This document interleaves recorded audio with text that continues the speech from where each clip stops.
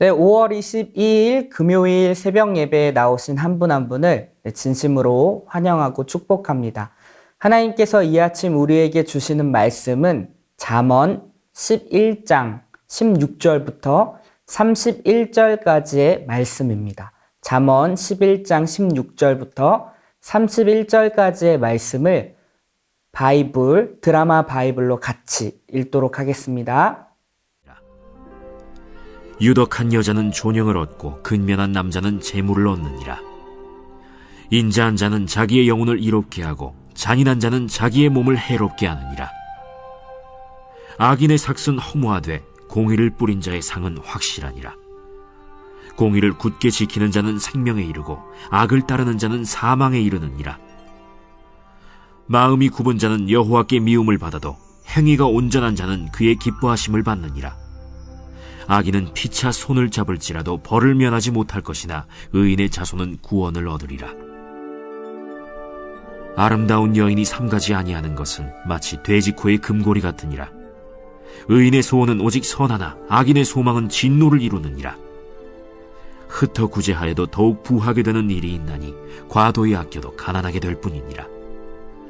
구제를 좋아하는 자는 풍족하여질 것이요 남을 윤택하게 하는 자는 자기도 윤택하여지리라. 곡식을 내놓지 아니하는 자는 백성에게 저주를 받을 것이나 파는 자는 그의 머리에 복이 임하리라.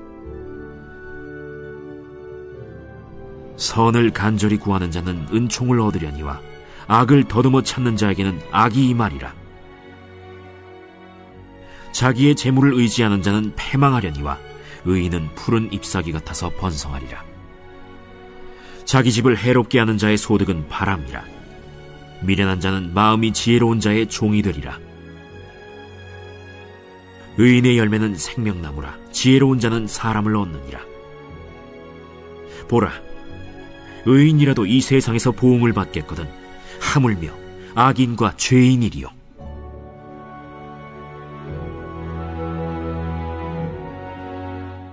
아멘. 네, 하나님께서 이 아침 우리 모두에게 크신 은혜를 주실 줄 믿습니다. 오늘도 기대하고 사모하는 마음으로 하나님의 말씀을 들으며 나아갔으면 좋겠습니다. 네, 잠언은 우리가 잘 알고 있듯이 1장부터 9장까지의 이제 내용을 서론이라고 할 수 있고요. 10장부터 29장까지를 우리가 본론이라 하고, 그리고 30장, 31장을 결론이라, 이렇게 세 부분으로 나눌 수 있습니다. 1장부터 9장까지의 내용은 어떠한 내용이냐면 지혜를 얻으라 라는 거예요. 솔로몬이 아비가 아들에게 이야기하듯이 지혜를 얻으라 라는 것을 1장부터 9장까지 이야기하고 있다는 것입니다. 근데 그 지혜는 결국 어디로 귀결되냐면 하나님 경외하는 것으로 귀결이 돼요. 그러니까 하나님을 경외하는 삶을 살다 보면, 하나님을 인정하고 그분을 따르고 그분의 말씀에 순종하려고 하는 삶을 살다 보면은 지혜를 만날 수밖에 없다라는 것을 1장부터 9장까지 이야기합니다. 그리고 10장부터 이제 29장까지는 우리의 일상생활에 대해서 어떻게 살아야 되는지에 대해서 하나하나 이야기하고 있다라는 거죠. 재정 관리는 어떻게 해야 되는지, 인간 관계는 어떻게 해야 되는지, 부모님이 자녀들에게 어떻게 행동해야 되고 자녀는 부모님에게 어떻게 행동해야 되는지, 그리고 수많은 내용들, 상사에게는 어떻게 해야 되는지, 나의 진로는 어떻게 해야 되는지에 대한 그런 모든 것들, 우리에게 주어진 일상생활에서 나타날 수 있는 모든 것들을 이제 10장부터 29장까지의 이야기해주고 있습니다. 그래서 그 안에서 우리가 또 통찰력을 얻고 또 지혜를 얻어서 정말 하나님께서 원하시는 방향이 무엇인지에 대해서 우리가 알 수 있는데요. 바로 오늘 본문이 그러한 이제 본문 중에 하나라고 할 수 있습니다. 우리가 일상생활 속에서 어떻게 행동해야 되는지, 하나님께서 원하시고 그리고 지혜로운 삶은 어떠한 것인지에 대해서 이야기하고 있는 본문이라고 할 수 있습니다. 오늘 본문을 같이 한번 읽어볼게요. 16절, 17절을 제가 한번 읽어보겠습니다. 유덕한 여자는 존영을 얻고 근면한 남자는 재물을 얻느니라. 인자한 자는 자기의 영혼을 이롭게 하고 잔인한 자는 자기의 몸을 해롭게 하느니라. 지금 어떠한 내용을 갖고 있냐면 사람들한테 어떠한 태도로 대할 것인지에 대해서 16절, 17절이 이야기해요. 그러니까 유덕한 여자, 여기서 유덕하다라는 뜻은 무엇이냐면 아주 친절한 마음을 갖고 있는 여자라고 할 수 있습니다. 그러한 여자, 상대에게 친절한 마음을 갖고 대할 때 존영을 얻고 지위와 영광을 얻는다라고 하고요. 근면한 남자는 여기서 우리가 무정하다라는 의미가 있습니다. 무정하고 무자비한, 근면성실 그런 의미보다도 여기서 이제 무정하고 무자비한 자는 재물을 얻게 된다. 그러니까 지금 의인과 악인을 대조하고 있다라는 것이죠. 그렇게 카인드, 친절한 마음으로 대하는 사람은 존영을 얻고 무자비하고 무정한 자는 재물을 얻게 된다. 이야기하고 17절에 보니까 인자한 자, 사람에게 인자한 자는 자기의 영혼을 이롭게 한다라고 이야기하고 잔인한 자는 자기의 몸을 어떻게 한대요? 해롭게 한대요. 여기서 잔인하다라는 뜻은 무엇이냐면은 바로 이러한 의미가 있습니다. 다 비꼬고 깨트리고 상처 주고 아픔을 준다라는 거예요. 그러니까 상대로 하여금 그렇게 관계를 깨버리고 아픔을 주고 상처를 주는 사람들을 자기 몸을 해롭게 한다라고 지금 표현하고 있는 거예요. 그러니까 지금 16절, 17절은 계속적으로 의인과 악인의 삶을 대조하면서 우리 사람들에게 어떻게 행동해야 되는지에 대해서 이야기하고 있다라는 것입니다. 자, 그러한 자들이 18절 이하에 보면 어떠한 것을 열매로 얻냐면은 악인은요, 허무함을 열매로 얻고 그리고 의인은 어떻게 되죠? 상을 확실히 얻는다라고 이야기하고 있어요.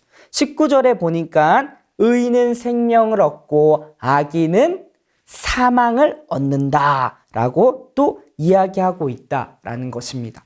20절에 보니까 이렇게 이야기하고 있어요. 마음이 굽은 자는 여호와께 미움을 받아도 행위가 온전한 자는 그의 기뻐하심을 받느니라. 여기서 마음이 굽다라는 것은 무슨 말일까요? 네, 비틀어진, 비꼬는 마음이라는 거예요. 그러니까 그릇되고 왜곡된, 하나님을 거부하고 진리를 배격하는 왜곡된 마음을 지금 마음이 굽은 자라고 이야기하고 있습니다. 그런 자는 뭐래요?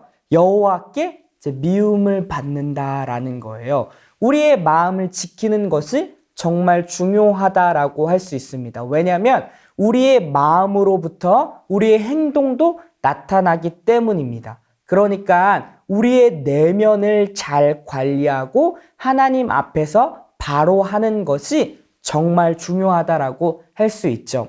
우리 계속적으로 22절에 보니까 아름다운 여인이 삼가지 아니하는 것은 마치 돼지코의 금고리 같으니라 이렇게 이야기하고 있어요.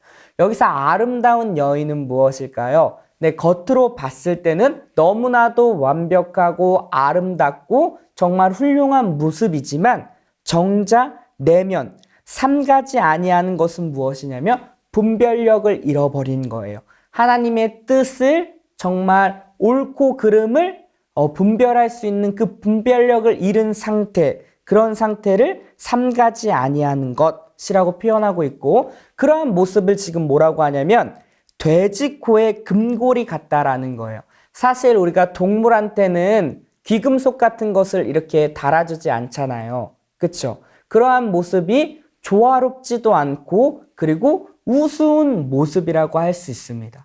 그러니까 다른 말로 우리가 겉은 번지르하고 그리고 잘 꾸미고 정말 훌륭하게 보일지라도 우리의 내면에 분별력이 없고 하나님이 원하시고 옳고 그른 것들에 대해서 판단할 수 있는 능력이 없다 하면은 마치 돼지에게 귀금속을 걸어준 것 마냥 우스운 모습이다라고 지금 할 수 있다라는 것입니다.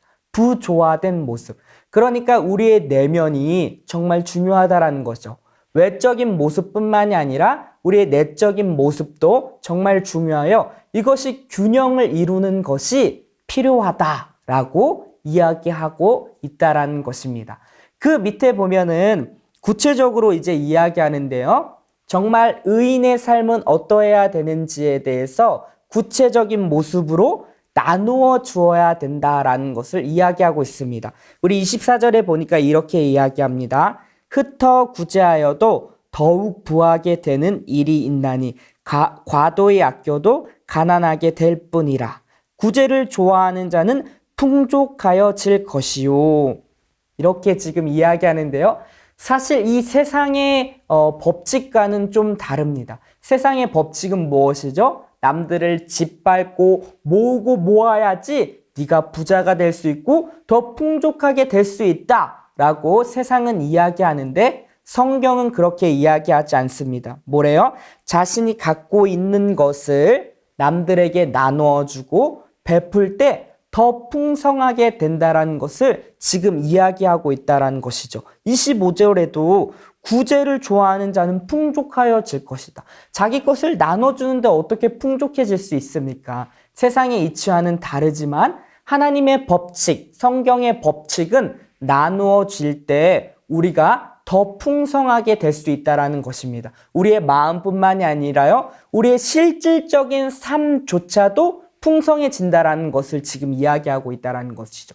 이것은 어떠한 것을 의미하냐면 우리의 부함조차도 하나님 손에 달려 있다라는 것입니다. 내가 아무리 발버둥 치고 내가 노력해서 모은다 할지라도 하나님께서 은혜를 베푸시고 복을 주시지 않는다면은 우리는 오히려 더 어떻게 되죠? 아껴도 가난하게 될 뿐이에요. 그러나 우리가 나눠주고 베풀면서 그렇게 남들을 위해 살아갈 때 하나님께서 그러한 모습을 기쁘게 여기시고 더욱더 풍성하게 채우시고 부어주신다라는 사실입니다. 성경 곳곳에 그러한 약속들은 너무나도 많습니다. 잠언을 봐도요, 시편을 봐도요, 하나님께 꾸어드리는 것, 하나님께 베풀어드리고 남들에게 베풀고 나누는 삶 가운데 하나님께서 복을 더하시고 더욱 풍족하게 하겠다라는 말씀은 너무나도 많다라고 할 수 있습니다. 이렇게 세상의 이치와는 다르게 하나님의 방법대로 살아가기를 이야기하고 있다라는 것입니다. 그러니까 이러한 삶은 결국 우리 주님께서 말씀하신 두 가지 계명 무엇이죠? 하나님 사랑과 이웃 사랑. 네, 그 두 계명이 정말 중요하다라고 했는데 바로 이웃 사랑에 실천할 수 있는 구체적인 모습이라고 할 수 있습니다. 우리가 하나님을 사랑한다 해놓고서 정말 이웃에게 대하는 태도가 나누지 않고 나만을 위한, 나를 위한 그런 삶만을 추구한다면은 진짜 하나님이 원하시는 삶의 모습이라고 할 수 없다라는 것이죠. 하나님께서 진짜 원하시는 삶은 나를 위한 삶이 아닌 남을 위한 삶, 이타적인 삶을 살기를 원하신다라는 것입니다. 그렇게 살아갈 때에 우리 가운데 주어진 것은 무엇이죠? 30절에 보니까 의인의 열매는 생명나무라 지혜로운 자는 사람을 얻느니라. 뭐래요? 이렇게 정말 베풀며 하나님을 경외하며 따라가는 인생 가운데는 정말 생명의 열매를 맺게 된다라는 것을, 또 사람을 얻게 된다라는 것을 지금 이야기하고 있다라는 것입니다. 그러니까 이 말은 결국 이러한 선한 모습을 통하여서 수많은 사람들이 또 하나님께로 돌아오는 그런 놀라운 역사를 보여줄 것이다 라고 이야기하고 있다라는 것입니다. 네, 말씀을 정리하겠습니다. 예수님께서 실제적으로 어떻게 사셨나요? 네, 예수님은 죽기까지 자신의 모든 것을 내어주었던 삶을 사셨습니다. 그렇기 때문에 지금 우리가 이 자리에 있을 수 있고 죄로 죽었던 우리가 생명을 얻어 새로운 삶을 살 수 있는 존재가 되었다라는 사실을 기억했으면 좋겠습니다. 그리고 그런 우리에게 요구하는 것은 마땅히 너희도 거저 받았으니 거저 주라라는 것을 우리 하나님께서 요구하고 있다라는 것이죠. 그렇게 우리가 삶을 베풀고 나누며 살 때에 또 수많은 사람들이 생명을 얻고 주님께로 돌아오는 놀라운 역사가 있을 것입니다. 오늘 하루를 살 때에도 우리 주변에 있는 사람을 잘 돌아보시고 또 내가 도울 수 있는, 또 또 도움이 필요한 사람을 도와주고 베풀고 나누어 줄 수 있는 그런 아름다운 우리 더사랑의 공동체가 되기를 주의 이름으로 축원합니다. 기도하겠습니다.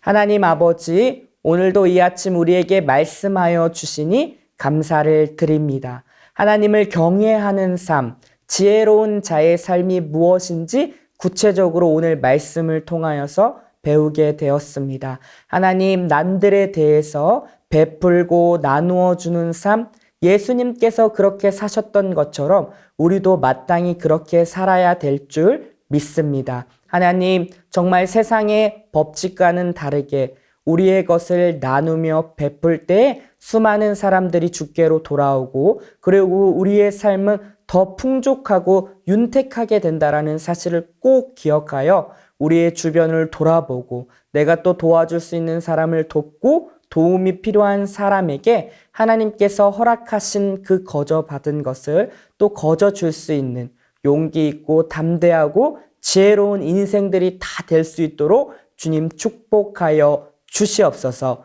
예수님의 이름으로 기도하옵나이다. 아멘. 네, 각자의 기도 제목으로 기도의 자리로 나아가도록 하겠습니다.